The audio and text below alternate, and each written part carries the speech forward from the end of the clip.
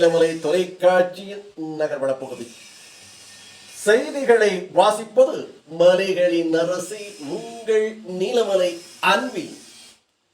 இன்றைய நகர்வள பகுதியில் நாம் காணவிருப்பது இறைவன் படைப்பில் எத்தனை விந்தைகள், எத்தனை வித்தியாசங்கள், எத்தனை ஆச்சரியங்கள், எத்தனை அற்புதங்கள் என்று எண்ணி பார்த்தோமையானால் எண்ணில் அடங்காதவை என்று எல்லோருக்கும் புரியும். இப்போது அப்படிப்பட்ட ஒரு நிகழ்வை, அப்படிப்பட்ட ஒரு அதிசயத்தான் இன்றைக்கு காணப்போகிறோம். பறவை இனங்கள். பறவை இனங்களிலே பல்வேறு பறவை இனங்கள் உண்டு. மயில் அழகு தோகையை விரித்து ஆடுகின்ற போது அதனுடைய அழகை காண்பது அரிது, அற்புதம். குயில் தன்னுடைய குரலால் அது ஓசை எழுப்புகின்ற போது குயில் பாடும் பாடல் இனிமை என்று சொல்லுவார்கள். வாத்துக்கள் நடக்கின்ற போது இது வாத்துக்களுடைய நடை என்று அதனுடைய நடை அழகை வர்ணிப்பார்கள். கோழி மனிதர்களோடு ஒன்றி வாழக்கூடியது. இது வீடுகளிலே வளர்க்கப்படுகின்ற கோழிகள். இந்த கோழி இனம் சேவல் என்றும் பெட்டை கோழி என்றும் கோழி இனம் வாழுகிறது. இதை போல கிளி, கிளியினுடைய அழகும் அதனுடைய கிளி சத்தமும், கிளி பேசுகின்ற கிளிகளெல்லாம் உலகத்தில் உண்டு. இதை போல குருவிகளில் எத்தனையோ விதமான குருவிகள் என்று இருக்கிறது. இப்படி பறவைகளை வர்ணித்து போனால் சொல்லிக்கொண்டே போகலாம். உயர உயர உயர உயர பறக்கக்கூடிய கழுகு இனம். உயரை பறந்தாலும் சிட்டுக்குருவி கழுகாக முடியாது என்ற பழமொழி கூட உண்டு. சிட்டுக்குருவி என்பது ஓரளவுக்குத்தான் பறக்க முடியும். ஆனால் கழுகு என்பது விமானத்தை போல வானத்தில் பறக்கின்ற போது கண்ணுக்கு தெரியாமல் பறக்கின்ற ஆற்றலை பெற்றது கழுகு இனம். அந்த கழுகின் பார்வை உயரத்திலே பறந்தாலும் தன்னுடைய உணவு தரையிலே இருந்தால் உன்னிப்பாக கவனித்து விடும். அதனால் தான் கழுகு பார்வை என்று கூட சொல்லுவார்கள்.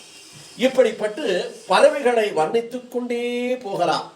அதில் ஒரு மாறுபட்டது பறவை இனத்திலே ஒரு வித்தியாசத்தை இறைவன் படைத்திருப்பான்.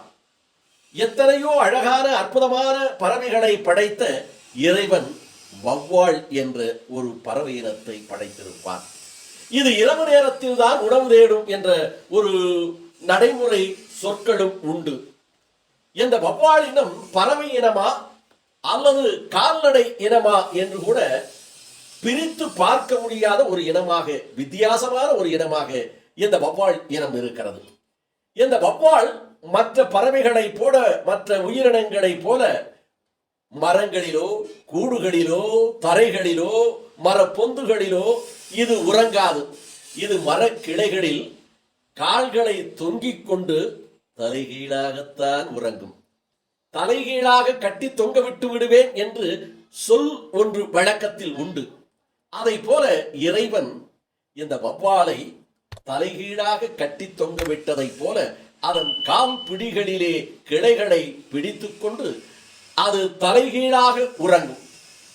இந்த பறவை இனங்களுக்கு சிறுநீர் கழிக்கும் வாய்ப்புகள் இல்லாததுதான் பறவை இனம். ஆனால் இதனால்தான் இது கால்நடையா பறவையா என்று சொல்ல முடியாத அளவிற்கு இந்த வௌவால் சிறுநீரும் கழிக்கும். இப்படிப்பட்ட ஒரு அதிசயமான பறவைதான் இந்த வௌவால். இப்படிப்பட்ட உயிரினங்கள் உலகத்தில் ஏராளம் ஏராளம் என்று சொல்லி சிலதை மட்டும் நாம் இன்றைக்கு குறுகிய நேரத்தில் இந்த நகர்வள பகுதியிலே பறவை இனங்களை பற்றி சொல்லி இருக்கிறோம். இன்னும் பல்வேறு உயிரினங்களை பற்றி வரும் காலத்தில் நாம் சொல்லுவோம்.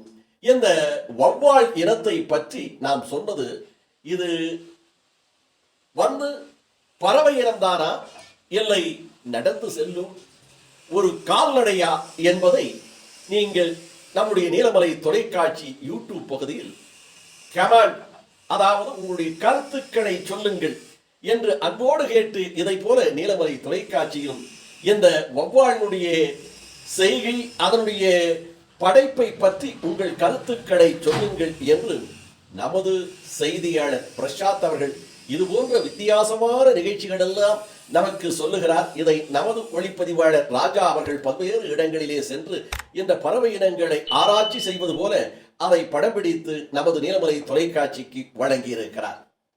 தோடு நகர்வனம் நிறைவு பெறுகிறது. இது போன்ற செய்திகளை உங்கள் நீலமலை தொலைக்காட்சியிலும் உங்கள் நீலமலை தொலைக்காட்சி யூடியூப் பகுதியிலும் காண்பதற்கு என்எம் டிவி யூடியூப் பகுதியிலே சென்று நீங்கள் இதுவரை அங்கத்தினராக மாறாமல் இருந்தால் சப்ஸ்கிரைப் செய்து பெல் பட்டனை அமர்த்தி அங்கத்தினராக மாறுங்கள் என்று கேட்டு நகர்வள பகுதியில் உங்களிடமிருந்து வணக்கம் கூறி விடைபெறுவது என்றென்றும் உங்கள் நீலமலை அன்பில்